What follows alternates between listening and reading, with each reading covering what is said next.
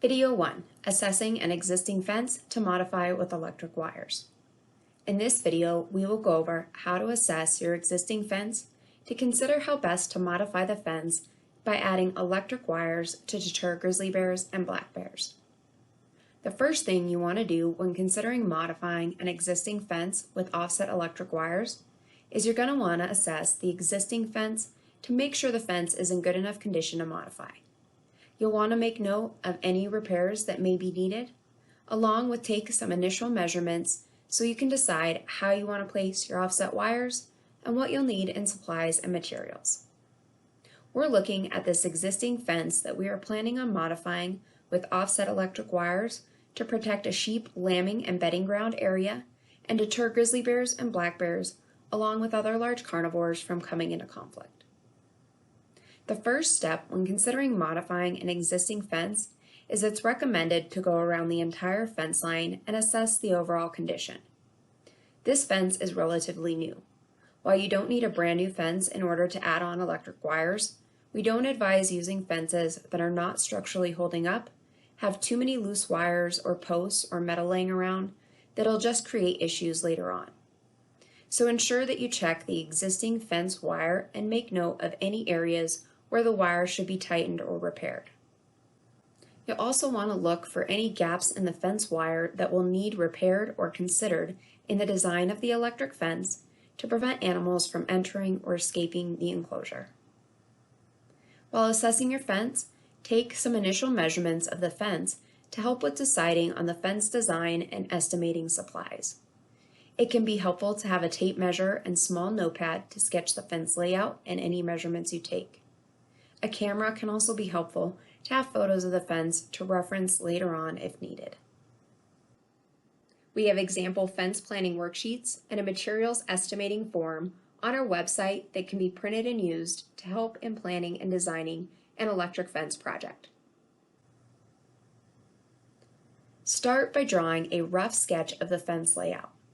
Make note of where the gates are located in the fence, along with any braces or other notable features.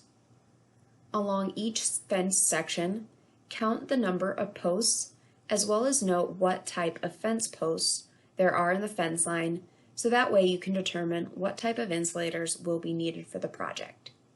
In this case, our fence posts are all wood posts so that we will note that in our design.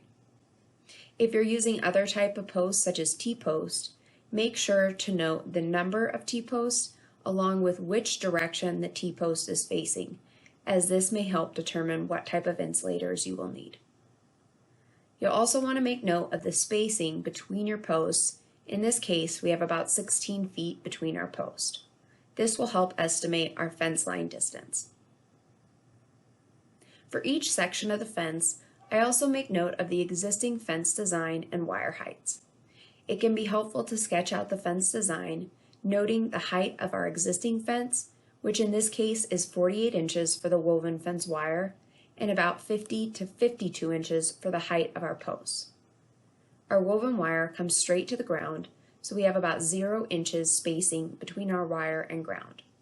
This will help us decide where to locate the offset wires.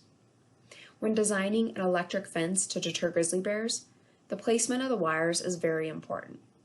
Grizzly bears are known for digging. You'll want to make sure that your lowest hot wire is no lower than about 6 to 8 inches from the ground.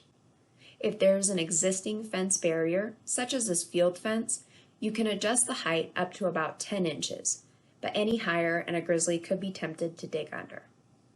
For our next wire height, with bears, you usually want spacing between wires no greater than 10 inches. For this fence design, because we have an existing barrier with this field fence or woven wire, we can adjust from that rule and are going to increase our spacing, bringing our next wire up to about 22 inches, or roughly the height at which a bear would encounter this fence with its nose if it came in to investigate. The next offset wire will be placed on top to prevent bears from crawling over the fence.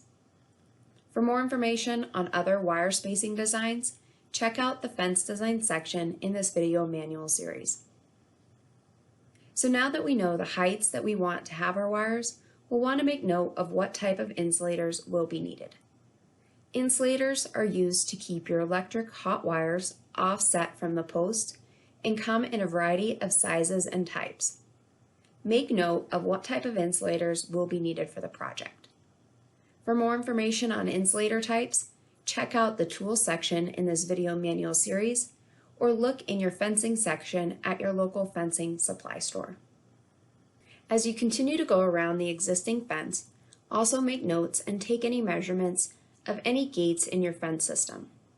Measuring the gate height, along with the wire spacing and the distance from the ground to the bottom of the gate, these measurements will help with designing the gates for the electric fence and heights of the offset wires.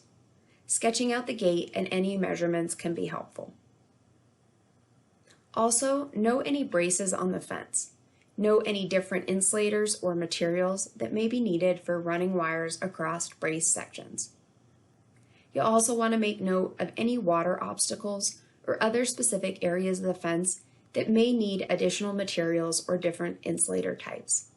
Water obstacles will need to be carefully considered around electric fences to ensure high water levels don't interfere or ground out the fence, as well as ensuring that a bear or an animal can't swim underneath the fence.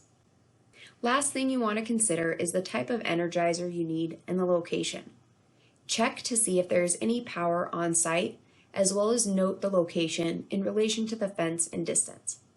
If no power outlet is available at the site, a solar power energizer will be needed.